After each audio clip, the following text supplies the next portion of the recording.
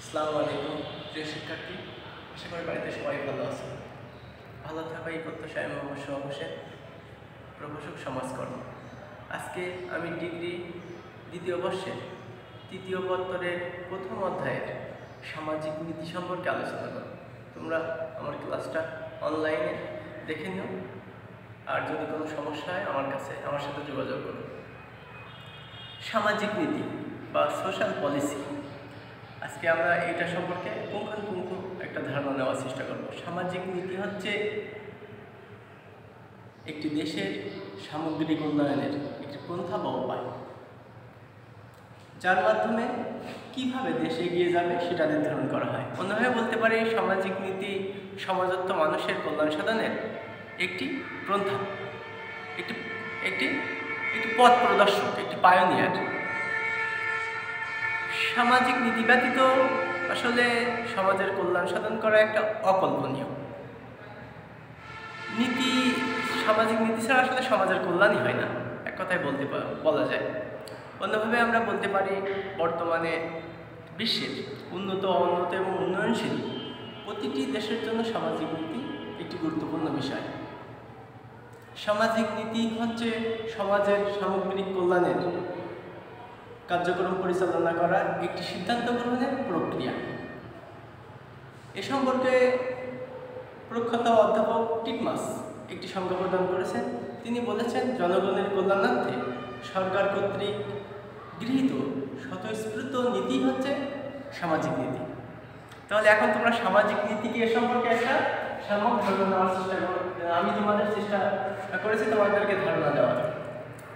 এখন আমি সামাজিক নীতি প্রণয়নের নির্ধারণ ও উপাদান কি কি বিষয় বিবেচনা করে বা নির্ধারণ করে সামাজিক নীতি প্রণয়ন করতে হয়, সেটাই মূলত সামাজিক নীতি প্রণয়নের নির্ধারণ ও উপাদান। এক্ষেত্রে প্রথম যে উপাদানটা বা নির্ধারণটা আসে সেটা হচ্ছে অর্থনৈতিক অবস্থা। একটি দেশে সামাজিক নীতি প্রণয়ন করতে গেলে অবশ্যই অর্থনীতিটা একটা ভাইটাল পয়েন্ট, ভাইটাল ইস্যু হয়ে দাঁড়ায়। কারণ অর্থনৈতিক অবস্থা বিচার বিশ্লেষণ না করে কখনো সামাজিক নীতি প্রণয়ন করা সম্ভব হয় না। আমরা যদি অর্থনৈতিক অবস্থা বিচার বিশ্লেষণ না করে একটা নীতি প্রণয়ন করি, তাহলে সেটা ব্যর্থতায় পর্যবসিত হয়। সেজন্য একটি দেশের অর্থনৈতিক অবস্থা, সে দেশের প্রাকৃতিক সম্পদ কেমন, সে দেশের মানুষ আত্মনির্ভরশীল কিনা, বৈদেশিক সাহায্য পাওয়া যাবে কিনা ইত্যাদি বিষয় বিবেচনা করে সামাজিক নীতি প্রণয়ন করতে হয়। সুতরাং অর্থনৈতিক অবস্থা হচ্ছে সামাজিক নীতি প্রণয়নের প্রধান এবং প্রথম নির্ধারণ বা উপাদান। রাজনৈতিক অবস্থা অর্থনৈতিক অবস্থার মতোই অনেকটাই গুরুত্বপূর্ণ একটা বিষয়। কারণ কোনো দেশের রাজনৈতিক অবস্থা বিচার বিশ্লেষণ না করে সামাজিক নীতি প্রণয়ন করা যায় না। আমরা যদি এ সম্পর্কে অবশ্য কয়েকটা উদাহরণ আমরা নিচে টানবো, তখন তোমরা আরও ক্লিয়ার হবো। রাজনৈতিক উপাদানের ভিতরে রয়েছে এক নম্বরে আছে রাজনৈতিক দর্শন।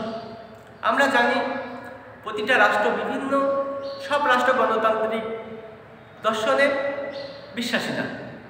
এর ভিতরে কিছু কিছু রাষ্ট্র আছে তারা স্বৈরতন্ত্রে, কিছু আছে সমাজতন্ত্রে, কেউ আছে পুঁজিবাদে বিশ্বাসী। যদি কোনো রাষ্ট্র পুঁজিবাদ বা বুর্জোয়া শ্রেণীর সরকার সেই দেশে প্রতিষ্ঠিত হয়, তাহলে সে দেশের শিল্পপতিরা লাভবান হয়। কিন্তু আমাদের মতো গণতান্ত্রিক দেশের জন্য শিল্পপতিরা সুবিধা নেওয়ার চেয়ে জনগণই বেশি সুবিধা ভোগ করতে পারে। এটা গণতান্ত্রিক রাষ্ট্রের একটি বৈশিষ্ট্য বলা যায়। খ নম্বর আছে রাজনৈতিক স্থিতিশীলতা।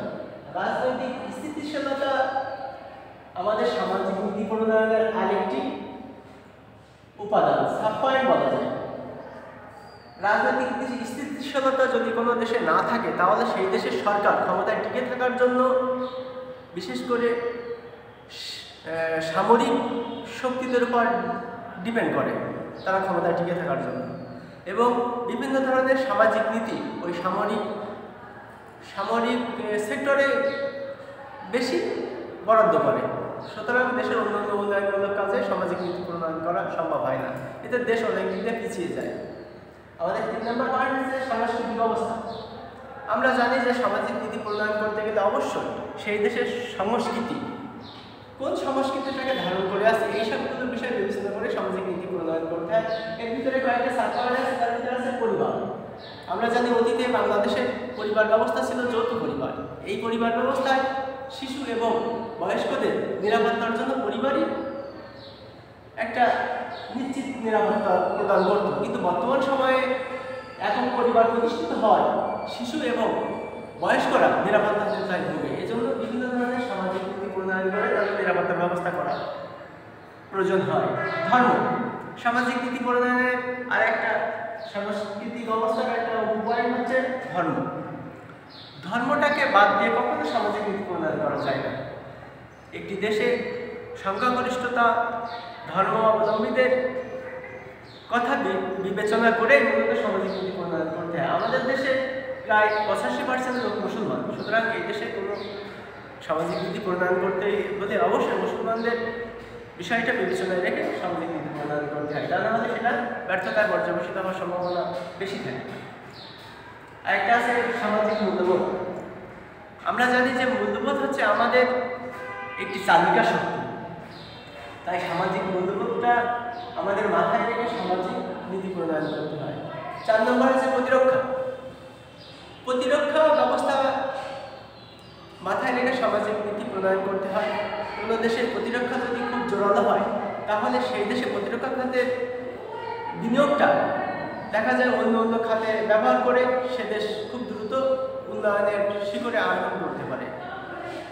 তাই প্রতিরক্ষা ব্যবস্থাটা অবশ্যই সামাজিক নীতি প্রণয়নের আরেকটা উপাদান। 5 নম্বর হচ্ছে আন্তর্জাতিক সাহায্য। সামাজিক নীতি প্রণয়ন করতে গেলে অবশ্যই আমাদের মতো উন্নয়নশীল দেশের আন্তর্জাতিক সাহায্যের বিষয়টি বিবেচনা করতে হয়। এই আন্তর্জাতিক সাহায্যের বিষয়টি বিবেচনা করার ক্ষেত্রে 1 নম্বর হচ্ছে অর্থনৈতিক পুনরুদ্ধার। আমরা কিভাবে আবার অর্থনৈতিক পুনরুদ্ধার করবো আমাদের দেশের সম্পদ। সুতরাং আন্তর্জাতিক সাহায্য ফলে আমরা দেখা যায় আবার সেই সম্পদটা কাজে লাগিয়ে আবার অর্থনৈতিকভাবে পুনরুদ্ধার করতে পারি, আমাদের অর্থনীতিটা স্ট্রং হতে পারে। 2 নম্বর হচ্ছে বিভিন্ন সময়ে যে রাজনৈতিক পালাবদল ঘটে, এর ফলে এক এক রাজনৈতিক সরকার এক এক দেশের আন্তর্জাতিক সাহায্যের প্রতি তারা আগ্রহ করে, এটা একটা। আর 3 নম্বর হচ্ছে প্রাকৃতিক দুর্যোগ, বিভিন্ন মহামারী, এই সময় আমাদের আন্তর্জাতিক সাহায্যের দরকার হয়। এই আন্তর্জাতিক সাহায্যগুলো মাথায় রেখে মূলত সামাজিক নীতি প্রণয়ন করলে সেটা বাস্তবায়ন এবং ফলপ্রসূ হয়। আন্তর্জাতিক পরামর্শ। আমরা জানি যে 1972 এবং 73 সালে যখন দেশ প্রথম স্বাধীন হয়, এই যুদ্ধ বিধ্বস্ত দেশে বিভিন্ন অবকাঠামো পুনর্গঠনের জন্য তৎকালীন সরকার বিদেশি পরামর্শদাতাদের আহ্বান করেন, বিদেশি বিশেষজ্ঞদের আহ্বান করেন। তারা এদেশে এসে এদেশের মানুষের আচার আচরণ সব কিছু বিচার বিশ্লেষণ করে তারা কয়েকটি সুপারিশ দেন। তার ভিতরে একটা হচ্ছে আরবান কমিউনিটি সার্ভিস, আর একটা হচ্ছে মেডিকেল সোশ্যাল সার্ভিস। এই 2টা বিষয়ে তারা পরামর্শ দিয়ে যান বাংলাদেশে। সুতরাং এই আন্তর্জাতিক পরামর্শ আমরা যখন বিভিন্ন বিষয়ে সিদ্ধান্ত নিতে অক্ষমতা প্রকাশ করি তখন আমরা বিভিন্ন আন্তর্জাতিক বিশেষজ্ঞদের পরামর্শ নিয়ে থাকি। আমাদের সর্বশেষ পয়েন্ট সামাজিক পরিস্থিতি। আমরা জানি যে কোনো সমাজের একটা অবকাঠামো কী পরিস্থিতি কী অবস্থা আছে এইসব কিছু বিচার বিশ্লেষণ করে আমরা সামাজিক নীতি প্রণয়ন করতে হয়। আমরা যদি সামাজিক পরিস্থিতি বিচার বিশ্লেষণ না করে কোনো সামাজিক নীতি প্রণয়ন করি তাহলে আমাদের সেই সামাজিক নীতিটা বাস্তবায়ন হবে না। সামাজিক পরিস্থিতি যেমন আমরা একটা উদাহরণ দিই, আমরা যদি নেপালের কোনো সমাজের রীতিনীতি আমাদের সমাজের ভিতরে এনে সেটা প্রতিষ্ঠিত করতে চাই তাহলে সেটা কখনো প্রতিষ্ঠিত হবে না, কারণ নেপালের সামাজিক পরিস্থিতি এক ধরনের আর বাংলাদেশের সমাজের পরিস্থিতি আরেক ধরনের, ব্যতিক্রম। সুতরাং এই দেশে উন্নয়ন করতে হলে এই দেশের সামাজিক নীতিটা ফলপ্রসূ এবং বাস্তবে সফলতার মুখ দেখতে হলে অবশ্যই সামাজিক পরিস্থিতিটা বিচার বিশ্লেষণ করতে হবে। তা প্রিয় শিক্ষার্থী, আজকে আমি তোমাদের সামাজিক নীতি এবং সামাজিক নীতি প্রণয়নের বিভিন্ন উপাদান বা নির্ধারণ সম্পর্কে আলোচনা করলাম। তোমাদের যদি কোনো সমস্যা থাকে তোমরা অবশ্যই আমার সাথে যোগাযোগ করবে। এই আশাবাদ ব্যক্ত করে তোমরা সবাই ভালো থাকো, সুস্থ থাকো। আল্লাহ হাফেজ।